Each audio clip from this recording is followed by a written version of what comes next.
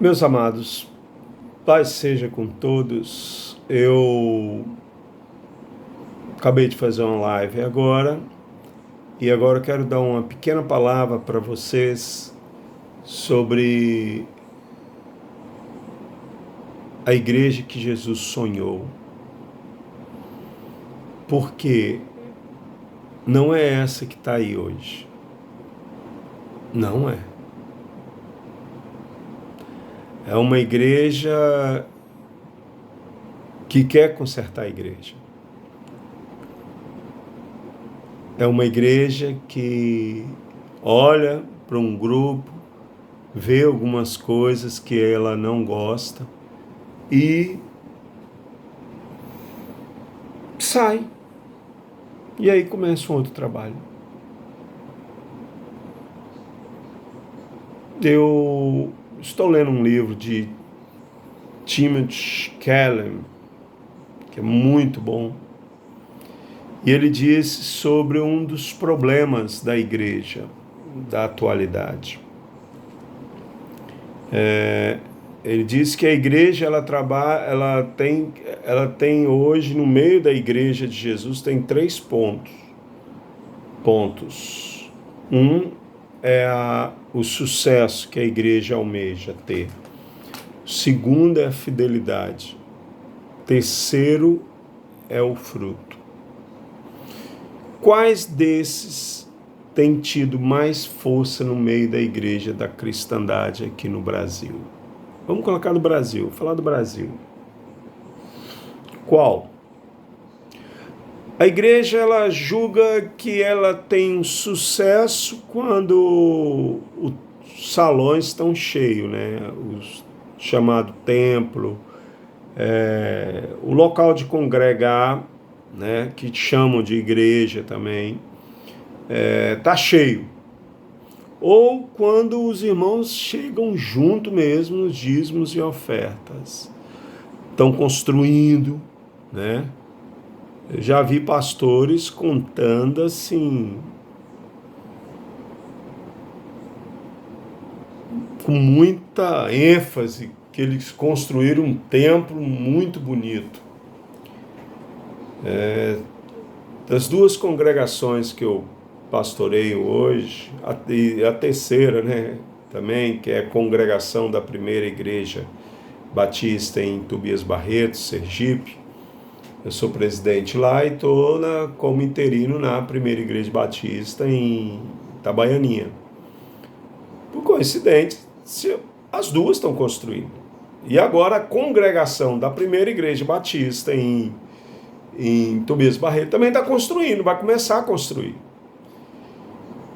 E é uma das coisas que eu deixo muito claro, eu falei assim, olha, amados, nós estamos levantando uma estrutura que para Deus não mexe em nada não, hein?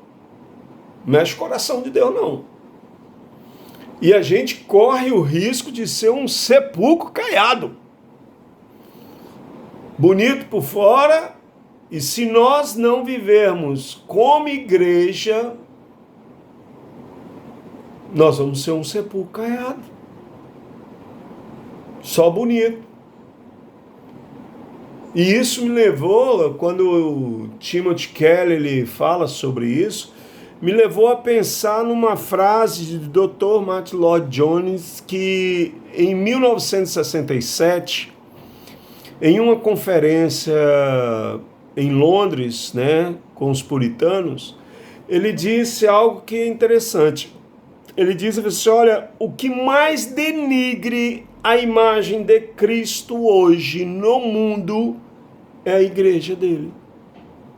A igreja que se chama a Igreja de Jesus, que está representando-se como as igrejas evangélicas.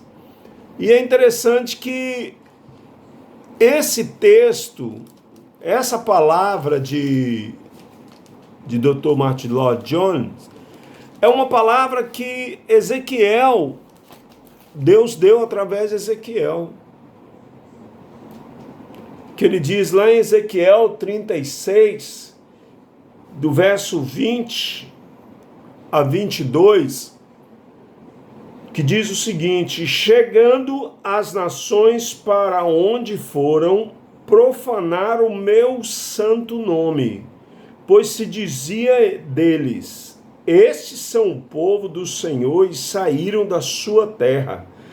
Mas eu os poupei por amor do meu nome, do meu santo nome, que a casa de Israel profanou entre as nações para onde foi.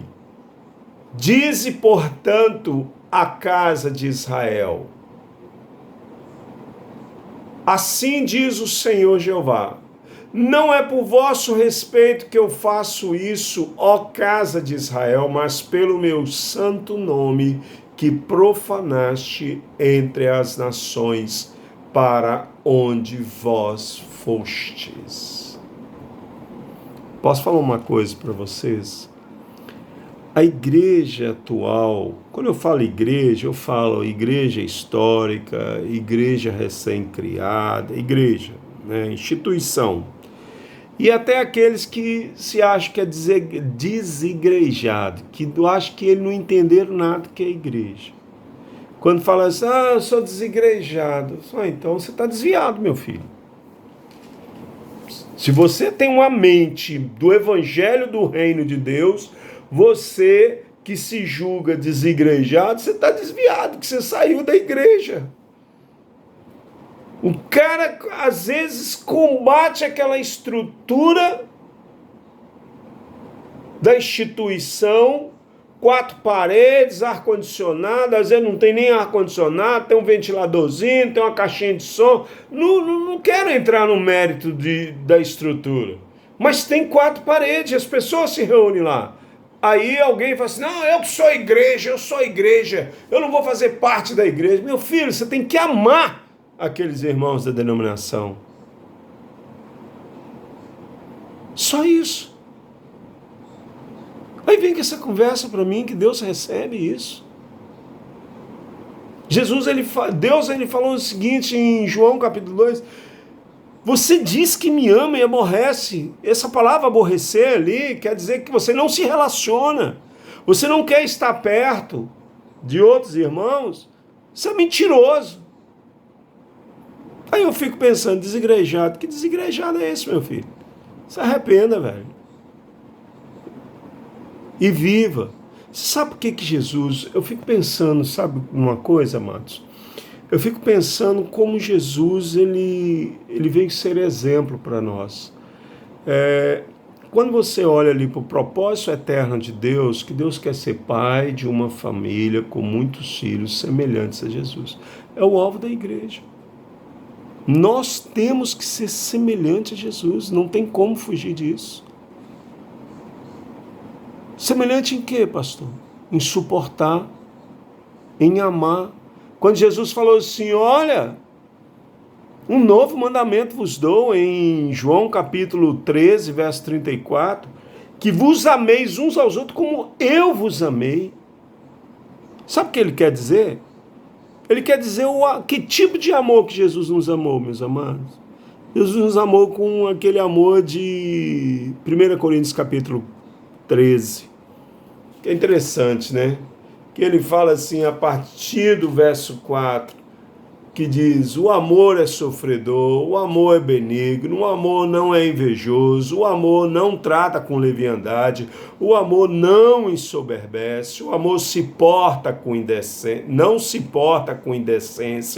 não busca os seus interesses, o amor não se irrita, o amor não suspeita mal, o amor não folga com a injustiça, o amor folga com a verdade.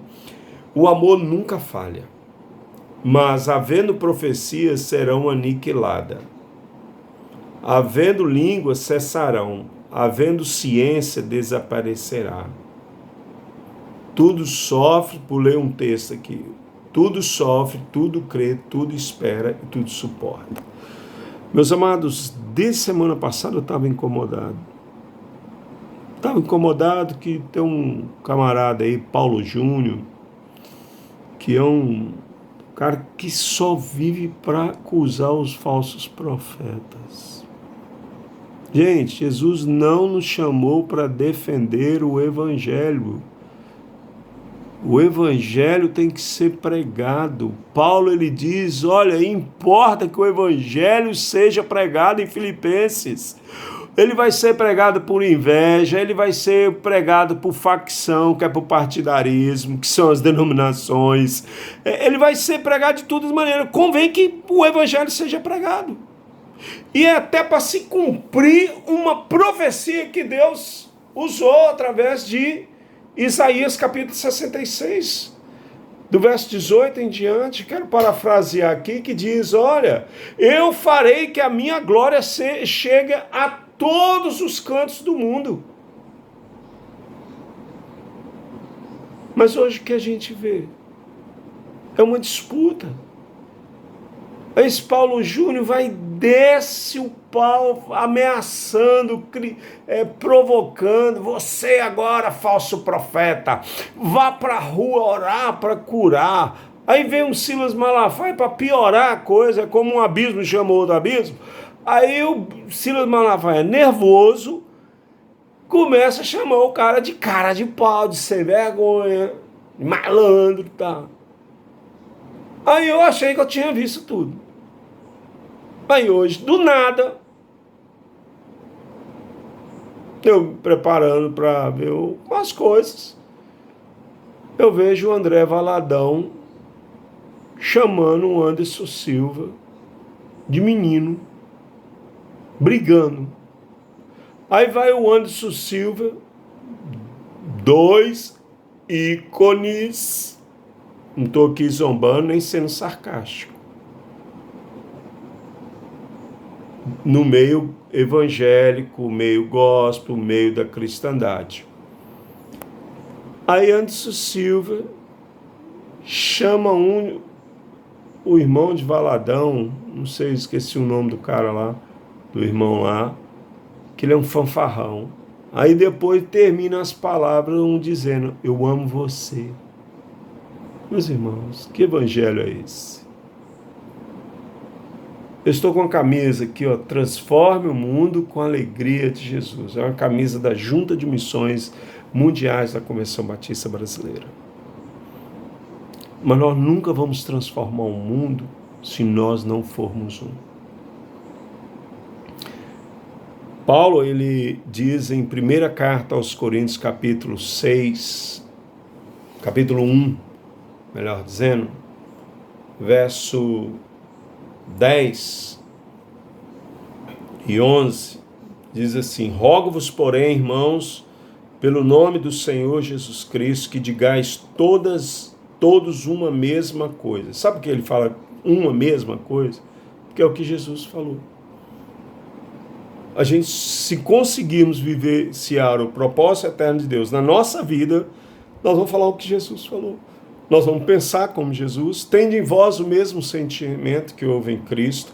O apóstolo Paulo, em 1ª carta aos Coríntios, capítulo 11, verso 1, ele diz, sede meus imitadores como eu sou de Cristo. E agora eu vejo a igreja evangélica, eu vejo assim um grupo de irmãos que eu comecei a ouvi-los, né? Missão na íntegra. Tem uns homens de Deus ali, Paulo Borges Júnior, um cara que assim, é do meu coração, um cara que eu respeito hoje, é um cara que tem uma palavra de revelação no Brasil. Mas depois, alguns outros se perderam, para mim se perderam. Não sei, acho que não vai chegar, se vai chegar, eu vou jogar esse vídeo na rede. Porque os caras começaram a se preocupar em criticar os outros. Para de criticar os outros, vai pregar o evangelho, meu amado. Agora, qual é o evangelho que você está pregando? Que é o evangelho que você pode tudo. Eles esconderam o evangelho que o pastor usa terno, né? Libera isso, libera aquilo. Você já reparou? O evangelho, ele veio gerar retorno para casa, retorno a imagem e semelhança de Jesus agora, não de Deus só. Porque Jesus, ele se fez homem para ser exemplo para nós. Porque Deus, quando criou o ser humano à sua imagem e à sua semelhança. Mas o que acontece? Ele se perdeu. Por isso que Jesus diz em Lucas 19:10, eu vim buscar o que havia se perdido. E hoje, infelizmente, muitos que discordam da pregação de uma instituição estão cometendo o pecado da omissão, da acepção de pessoas. Fico vendo como é que Jesus amou aquele povo todo. Todos não acreditaram na ressurreição deles por causa que foi uma ex-prostituta que levou a notícia. Eles andaram com Jesus. Só depois que o Espírito Santo veio, que eles deram a vida realmente para Jesus. Pedrão, cara despojado, presença em tudo. Deus usou os lábios dele para dizer que Jesus era o Filho do Deus Altíssimo. Mas também o diabo também usou. Mas depois, Pedro, do dia do Pentecoste, ele sendo morada do Espírito Santo, ele sofreu, apanhou e saiu alegre. Então eu vou dizer uma coisa para vocês, não quero me alongar. Está na hora da gente viver como igreja. Viver igreja não é viver pulando, ter liberdade para andar de short ou pregar de terno. Eu conheço gente que diz que não prega sem gravata. Eu vou condenar esse cara? Agora, eu conheço gente que acha que pode pregar de chinelo. Vai lá. Eu não estou nem aí para nenhum, nem para o outro. Daí eu vou pegar aquela palavra que Paulo diz lá em Filipenses, que o evangelho seja anunciado. Mas pelos frutos os conhecereis, não esqueçam isso. Tá bom?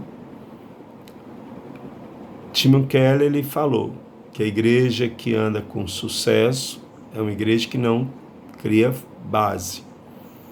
E tem a igreja que anda em cima de fidelidade doutrinária. Não é doutrina.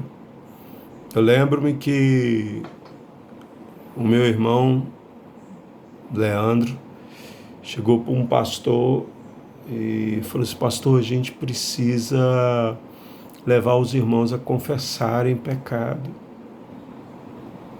Aí o pastor chegou: não, seminarista Leandro, não, de jeito nenhum. Eu falei: pastor, mas é bíblico. Dentro do conceito dele, ele falou assim: mas não é batista. Eu falei assim: Jesus, esse povo não entende. Não é prática pentecostal, isso não é nosso costume. Jesus, em Mateus capítulo 15, verso 6, diz para os religiosos: vós invalidades os mandamentos do meu Pai pela vossa tradição. A igreja verdadeira que Timothy Keller fala no seu livro Igreja Centrada, é uma igreja que dá frutos. Qual fruto? Fruto que vem da raiz. E a raiz é Jesus. Eu sou a videira, vós sois a vara. Quem está em mim, esse dá muito fruto, pois sem mim nada podeis fazer. Então, eu não acredito, estou falando sério, amados. Aí você pode até falar assim: mas se ele não está na Batista, eu estou na Batista porque Deus mandou e é onde eu me converti e não vejo erro. Eu gosto de estar ali com os irmãos da Batista e os irmãos aonde eu tenho estado. Estou pastoreando a primeira igreja batista em Sergipe, aqui lá em Tobias Barreto, né? Estou em Aracaju, no meu apartamento. E a primeira igreja batista em Itabaianinha, que eu estou como interino. E a primeira igreja batista em Tobias Barreto tem uma congregação, 36 irmãos. Então eu vou dizer uma coisa para vocês. Eu estou ensinando a eles a viver o reino de Deus. O reino de Deus não é uma liberalidade exterior, mas é um reflexo da glória de Cristo. É o que Paulo diz para nós em segunda carta aos Coríntios, capítulo 3, verso 18, que nós devemos andar com caras descobertas, refletindo a glória de Cristo Jesus. Tá? Que o Senhor te abençoe, que o Senhor te guarde e que você se liberte de você. Porque Jesus está voltando. Vai em breve voltar. Ele não está voltando, não. Tá? Às vezes a gente é um jargão evangélico que a gente pegou. Ah, Jesus está voltando. Não, Jesus não está voltando, não. Jesus vai voltar, não piscar de olho, você vai sumir. Entendeu? Mas não seja pior do que os religiosos que você acha que não é. Tá bom? Uma boa noite.